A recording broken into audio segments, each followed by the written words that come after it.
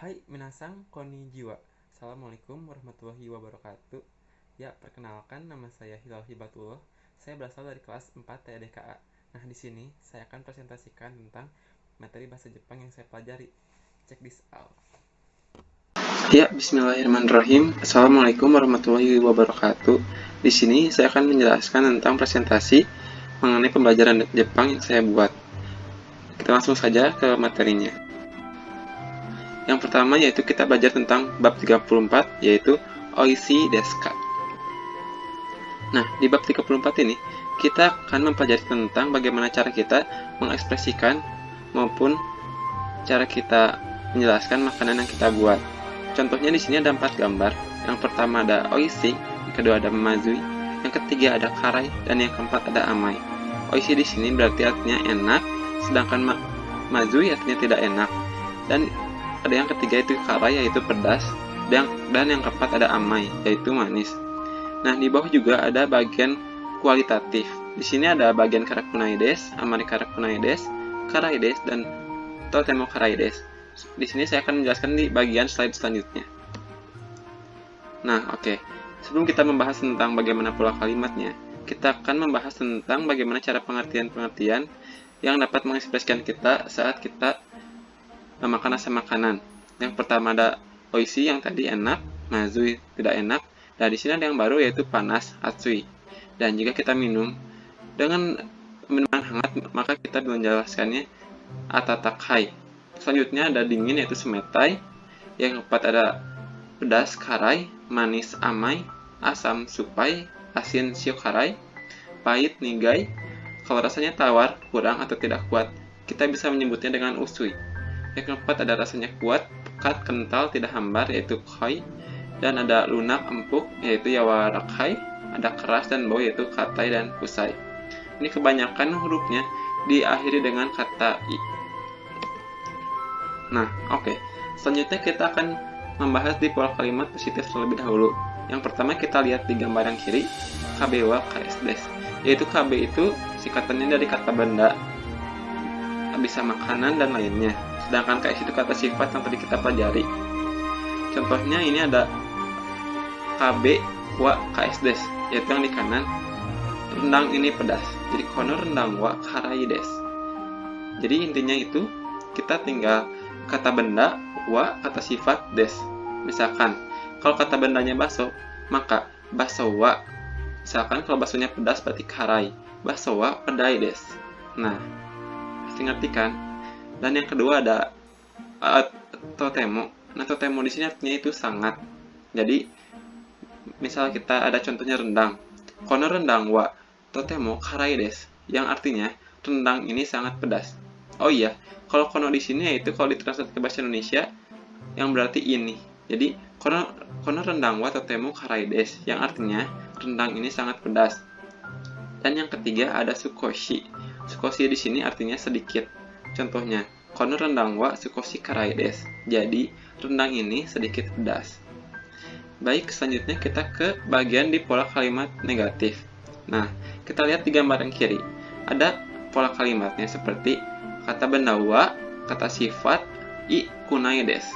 Nah, jadi di sini itu kita menggunakannya kata i. Nih contohnya di bagian bawah, karai desu. Kalau di bagian ke negatif berarti kara kunai desu. Nah, jadi huruf i yang terakhir di kata sifat kita pindahkan atau kita ganti menjadi kunai. Kara kunai. Amai menjadi amakuna. Terus juga atsui misalkan. Atsu kunai desu. Jadi huruf i-nya kita dihilangkan dan diganti dengan kunai semuanya ya. Misalkan sumeta artinya dingin berarti sumeta kunai desu. Seperti kara pedas karai. Karai pedas menjadi kara kunai desu.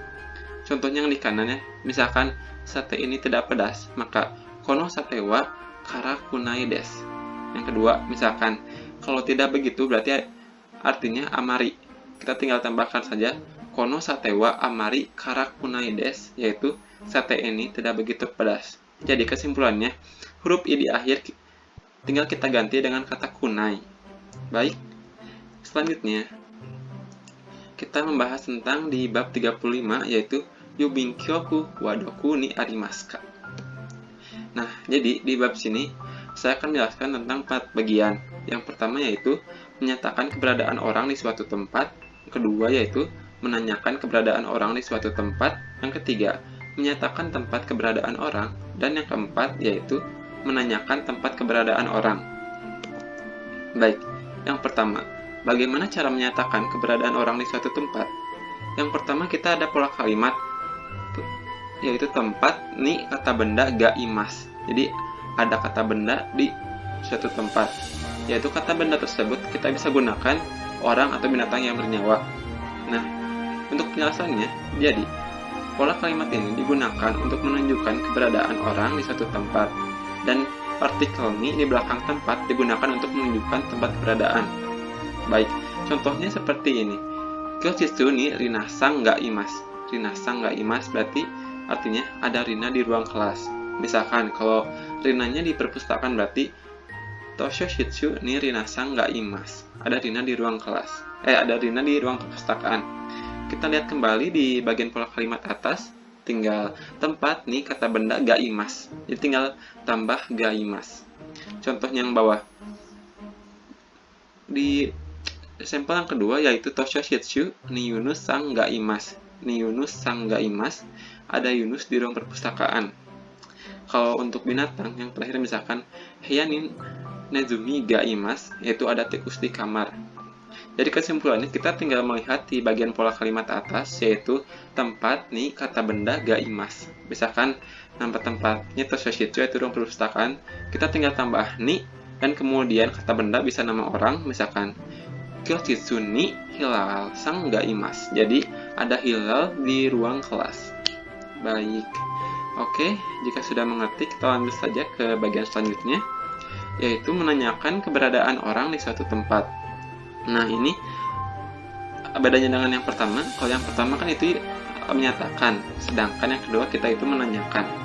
Nih, kita lihat lagi pola kalimat yang digambar di bagian kiri. Jadi tempat ni dare atau nani ga imaska, ada siapa di tempat itu. Jadi kalau dare itu siapa, nani itu apa. Jadi tinggal kita jawabannya, kata benda ga imas. Tinggal ditambahkan oleh ga imas. Untuk penjelasannya sendiri, yaitu pola kalimat ini digunakan untuk menanyakan dan menyatakan keberadaan orang di suatu tempat. Nah, kata tanya dare atau siapa digunakan untuk menanyakan orang. Sedangkan kata tanya nani atau apa biasanya digunakan untuk menanyakan binatang. Kita lihat contoh kalimat di bagian kanan, yaitu Kyojitsu ni dare ga imaska. Jadi yang nanya itu ada siapa di ruang kelas, dan kemudian yang jawabnya kita tinggal pola kalimat yang kiri, kata benda ditambah ga imas. Misalkan ada Rina berarti rinasang ga imas. Kalau ada hilal berarti hilalsang ga imas. Kayak gitu aja. Contohnya kalau binatang, Heiani nani ga imaska, ada apa di kamar? Berarti kita tinggal jawab Nezumi ga imas, ada ada tikus. Nah, jadi untuk penjelasannya sendiri kita tinggal ngejawabnya, tinggal kata benda ditambah ga imas. Sedangkan untuk nanya, kayak kita sebutkan kayak nama tempat, ya contohnya kembali seperti Toshitsu atau perpustakaan, berarti Toshitsu ni dare ga imaska. Dare itu ada siapa di tempat perpustakaan? Maka jawabnya tinggal misal hilal sang ga imas, ada hilal. Oke, baik ya, sudah mengerti. Kita lanjut saja ke bagian nomor 3, bagian 3, yaitu menyatakan tempat keberadaan orang. Nah, ini bedanya yang bagian 3 sama nomor yang pertama. Kalau yang pertama itu kan menyatakan keberadaan orang di suatu tempat, sedangkan yang bagian 3 itu menanyakan si tempatnya dari orang tersebut. Nah, jadi pola kalimat ini ada kabewa tempat ni imas. Jadi tinggal kata benda ditambahin wa, terus nama tempat, dan ditambahkan ni imas. Itu kan jadi KB itu kata bendanya bisa orang atau binatang yang bernyawa. Untuk penjelasannya sendiri, kita bisa menggunakan pola kalimat ini digunakan untuk menunjukkan tempat topik kata benda berada. Nah, partikel ini di belakang tempat digunakan untuk menunjukkan tempat keberadaan. Oke, kita lihat contohnya yang pertama, Rina sang pa Kyojitsu ni imas. Jadi penjelasannya Rina ada di ruang kelas. Yang kedua misalkan Yunus sang wa Toshitsu ni imas. Yunus ada di ruang perpustakaan. Kalau yang pertama kan nama bagian perpustakaannya dulu ya, nama tempatnya dulu, misalkan Kyojitsu. Kalau di bagian yang ketiga berarti nama orangnya dulu, cuman dibalikin saja. untuk nama tempatnya yang pertama Gaimas, yang ini Niimas untuk kalimat terakhirnya. Baik, ini untuk menyatakan tempat dan juga menyatakan keberadaan orang. Ini tidak jauh beda, cuma kita balikan saja pola kalimatnya. Kalau yang pertama itu kan nama tempatnya terlebih dahulu, sedangkan di bagian ketiga itu nama orangnya terlebih dahulu. Oke, baik, kita lanjut yang keempat, yaitu menanyakan tempat keberadaan orang. Nah, di sini juga bedaannya dengan nomor 2. Kalau nomor 2 itu menanyakan keberadaan orangnya, sedangkan yang bagian nomor 4 itu menanyakan tempat keberadaan orangnya. Untuk pola kalimatnya sendiri, seperti kata benda wa doko ni imaska. Jadi tinggal kata benda ditambah wa doko ni imaska. Untuk jawabnya sendiri tinggal kita nama tempat dan ditambahkan ni imas. Jadi, dan juga pola kalimat ini digunakan untuk menanyakan dan menyatakan tempat keberadaan orang atau binatang. Kata tanya doko memiliki makna mana? Jawabannya cukup kata benda ni imas. Jadi tidak perlu lagi menyebut dengan kata benda ditambah wa. Jadi ini kesimpulannya tinggal langsung ditambah ni imas. Contohnya di bagian di kanan ada contohnya Rinasan wa doko ni imaska. Jadi untuk nanyanya Rinasan ada di mana? Misalkan Rinasannya ada di ruang kelas, berarti jawabnya Kyositsu ni imas. Contoh, misalkan nanya saya sendiri, Hilal-san wa doko ni imaska? Hilal ada di mana? Tinggal ditambah nama benda, terus tambah wa doko ni imaska. Wa doko ni imaska. Terus jawabnya juga tinggal ditambahkan ni imas. Seperti itu. Terus yang binatang juga nggak terlalu jauh beda, tinggal ditambah wa doko ni imaska. Misalkan kalau Nezumi tikus, berarti kalau kita misalkan contoh ambil kucing yaitu neko. Neko wa doko ni imaska. Kalau kucingnya di kamar berarti neko ni imas, tinggal ditambah ni imas. Jadi kesimpulannya kita tinggal melihat lagi aja rumus maupun pola kalimat yang berada di gambar kiri atas. Oke, baik, kita lanjut saja ke materi selanjutnya, yaitu di bab 36, yaitu dona machi dan dona tokoro.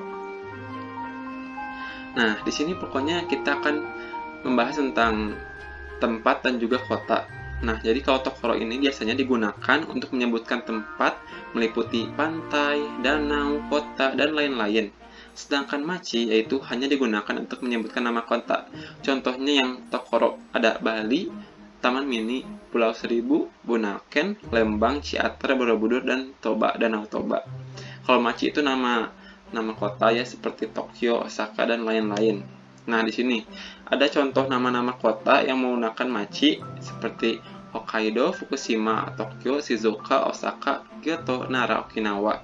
Kalau di Indonesia sendiri artinya ada Jakarta, Jakarta, Surabaya, Surabaya, Bandung jadi Bandung, Medan jadi Medan, Denpasar menjadi Denpasaru, Makassar Makassaru, Solo jadi Solo, Yogyakarta jadi Yogyakarta.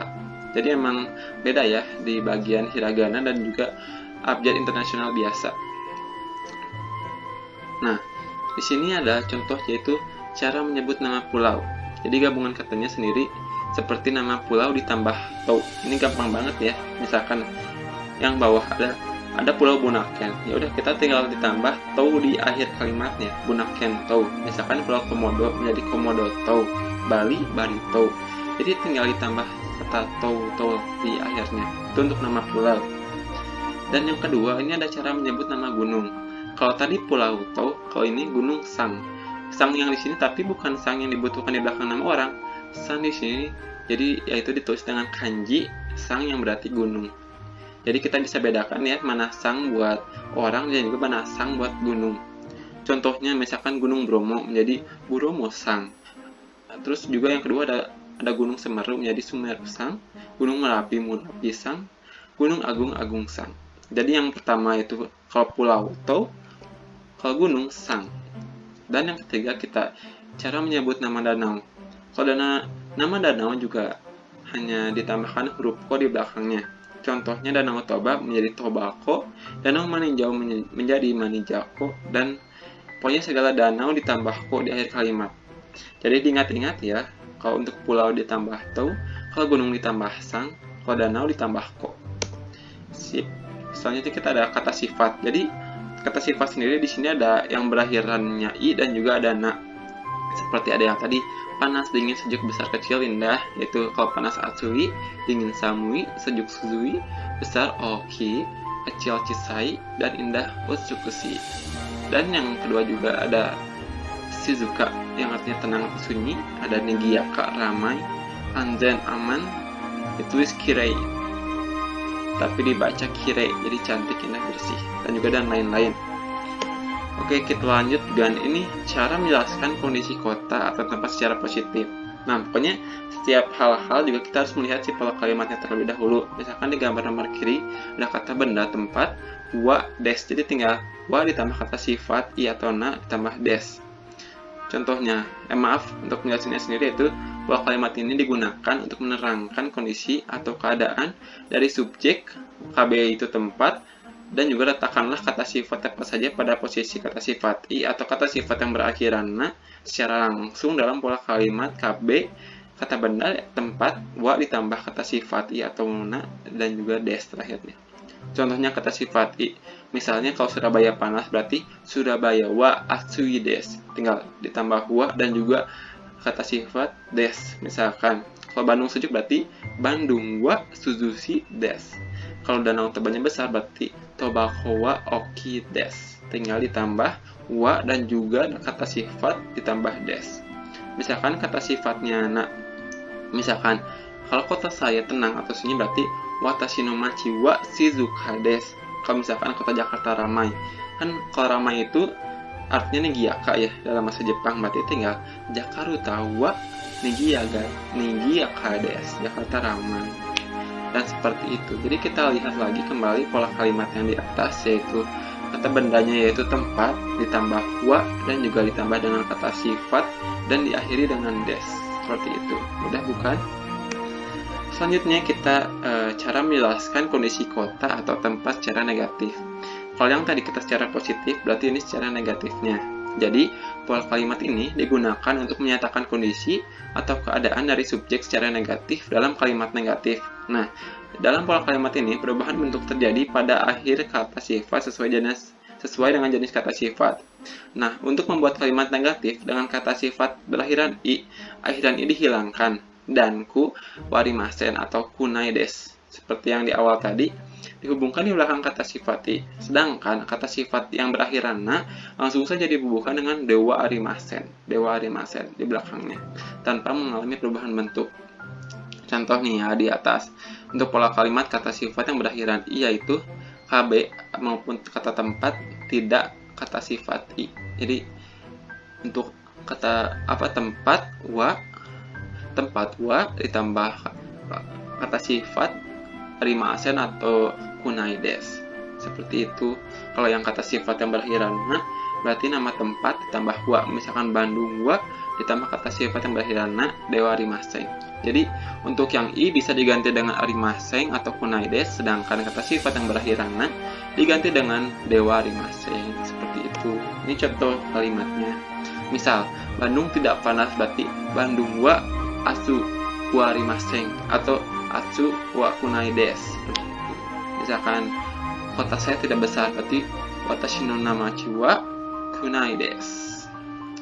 Dan sekarang yang kedua ada kata sifat yang berakhiran na yaitu Medang. Misalkan Medan tidak tenang berarti Medang wa shizuka dewa arimaseng. Ini tinggal ditambahkan dengan kalimat dewa arimaseng. Misal gunung ini tidak terkenal berarti kono yama wa yumei dewa arimaseng. Seperti itu kan, kalau yume terkenal, sedangkan dibalikan menjadi dewa arimaseng, kata negatif. Seperti itu, paham? Oke, baik, mungkin segitu saja dari saya. Arigatou gozaimasu. Dan juga mohon maaf bila saya menjelaskannya karena kecepatan, karena ini dihubung dengan waktu juga, durasi, dan juga kemudian maaf juga jika masih ada salah materi yang saya berikan, karena saya juga masih belajar. Kita sama-sama saling sharing saja di sini. Kalau ada yang salah, silahkan dikoreksi. Arigatou gozaimasu. Mohon maaf sebelumnya jika masih banyak kesalahan dalam video ini, karena jujur saya juga mungkin masih banyak yang belum paham tentang materi Jepang, tapi di sini saya berusaha semaksimal mungkin menjelaskan kepada kalian. Mungkin sekian dari saya. Wabillahi taufiq wal hidayah. Wassalamualaikum warahmatullahi wabarakatuh.